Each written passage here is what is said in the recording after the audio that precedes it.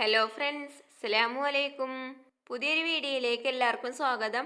ഇന്ന് ഞാൻ വന്നിട്ടുള്ളത് മുട്ടയും അരിപ്പൊടിയും വെച്ചിട്ട് എളുപ്പത്തിൽ ഉണ്ടാക്കിയെടുക്കാൻ പറ്റുന്ന 4 മണി പലഹാരത്തിൻ്റെ റെസിപ്പിയുമായിട്ടാണ്. അപ്പോൾ അതെങ്ങനെ ഉണ്ടാക്കണേന്ന് നോക്കാം.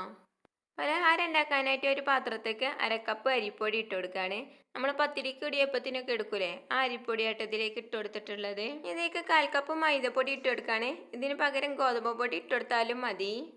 ഇനി ഇതിലേക്ക് ഒരു മുട്ട പൊട്ടിച്ചൊഴിച്ച് കൊടുക്കുകയാണ്. പിന്നെ ഇതിലേക്ക് ഇട്ട് കൊടുക്കുന്നത് ഒരു സവാളയുടെ പകുതി ചെറുതായി അരിഞ്ഞെടുത്തിട്ടുള്ളതും 1/2 സ്പൂണ് വെളുത്തുള്ളി ഇഞ്ചി ചതച്ചതും എരിവിന് ആവശ്യമായിട്ടുള്ള ഒരു പച്ചമുളക് ചെറുതായി അരിഞ്ഞതും കുറച്ച് കറിവേപ്പില ചെറുതായി അരിഞ്ഞതും ആവശ്യത്തിനുള്ള ഉപ്പും നല്ലൊരു ഫ്ലേവറിന് വേണ്ടിയിട്ട് 1/2 സ്പൂണ് ചിക്കൻ മസാലയും, നിങ്ങളെ കയ്യിൽ ചിക്കൻ മസാല ഇല്ലെങ്കിൽ ഗരം മസാല ഇട്ട് കൊടുക്കുക.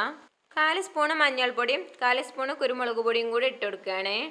എന്നിട്ട് ഇതുപോലെ നന്നായിട്ട് തന്നെ ഇളക്കി കൊടുക്കണം. ഇതിൽ ചേർത്ത ഉപ്പും മസാലപ്പൊടികളൊക്കെ എല്ലായിടത്തേക്കും എത്തുന്ന രീതിയിൽ നന്നായിട്ട് തന്നെ ഇളക്കി കൊടുക്കുകയാണ്. ഇതുപോലെ നന്നായിട്ട് തന്നെ ഇളക്കി കൊടുത്തതിന് ശേഷം ഇതിലേക്ക് കുറേശ്ശെ വെള്ളം ഒഴിച്ച് കൊടുത്തിട്ട് നല്ലൊരു കട്ടിയുള്ളൊരു മാവാക്കി എടുക്കണം. ഇതിലേക്ക് ഞാൻ 1/4 കപ്പിൽ കുറച്ചധികം വെള്ളം ഒഴിച്ച് കൊടുത്തിട്ടുണ്ട്. 1/2 കപ്പ് വെള്ളം ഒഴിച്ച് കൊടുത്തിട്ടില്ല, 1/2 കപ്പിലും താഴെ 1/4 കപ്പിനായിട്ടും കുറച്ചധികം വെള്ളം ഒഴിച്ച് കൊടുത്തിട്ടുണ്ട്. പിന്നെ ഇതിലേക്ക് നമ്മൾ എടുക്കുന്ന മുട്ടയുടെ വലുപ്പത്തിനനുസരിച്ച് ഇതിൽ ചേർക്കുന്ന വെള്ളത്തിൻ്റെ അളവിലും വ്യത്യാസം വരും. വെള്ളം ഒഴിച്ച് കൊടുത്ത് ഇതുപോലെ നന്നായിട്ട് തന്നെ ഇളക്കി എടുത്തിട്ടുണ്ട്. ഇനി ഇതിലേക്ക് 2 നുള്ള അപ്പക്കാരം ഇട്ട് കൊടുക്കുകയാണ്. ഇത് നിർബന്ധമൊന്നുമില്ല, നിങ്ങൾക്ക് ഇഷ്ടമുണ്ടെങ്കിൽ ചേർത്താൽ മതി. നമ്മൾ ഉണ്ടാക്കുന്ന പലഹാരം നന്നായിട്ട് തന്നെ പൊങ്ങി വരാൻ വേണ്ടിയിട്ടാട്ടോ ഈ അപ്പക്കാരം ചേർത്തിട്ടുള്ളത്. അപ്പക്കാരം കൂടെ ചേർത്തതിന് ശേഷം ഇതുപോലെ നന്നായിട്ട് തന്നെ ഇളക്കി കൊടുക്കുകയാണ്. അപ്പോൾ ഈ ഒരു കട്ടിയിലാട്ടോ മാവുള്ളത്. ചൂടായ എണ്ണയിലേക്ക് കൈകൊണ്ട് മാവ് ഇതുപോലെ നുള്ളിട്ട് കൊടുക്കാനുള്ള ഒരു പരുവത്തിലാട്ടോ മാവ് വേണ്ടത്. ഇനി ഇത് പൊരിച്ചെടുക്കാൻ വേണ്ടിയിട്ട് ഒരു പാത്രത്തിലേക്ക് കുറച്ച് എണ്ണ ഒഴിച്ച് കൊടുത്തിട്ടുണ്ട്.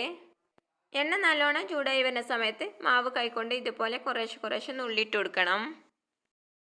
ഇത് തിരിച്ചു മറിച്ചിട്ടിട്ട് ഇതിൻ്റെ ഉൾഭാഗം വേവുന്ന വരെ ഒന്ന് പൊരിച്ചെടുക്കണം. ഇതിൻ്റെ ഉൾഭാഗമൊക്കെ വന്ന് പുറം ഭാഗം നല്ലൊരു കളറായി വന്നിട്ടുണ്ട്. ഇത് എണ്ണയിൽ നിന്ന് കോരി മാറ്റാം.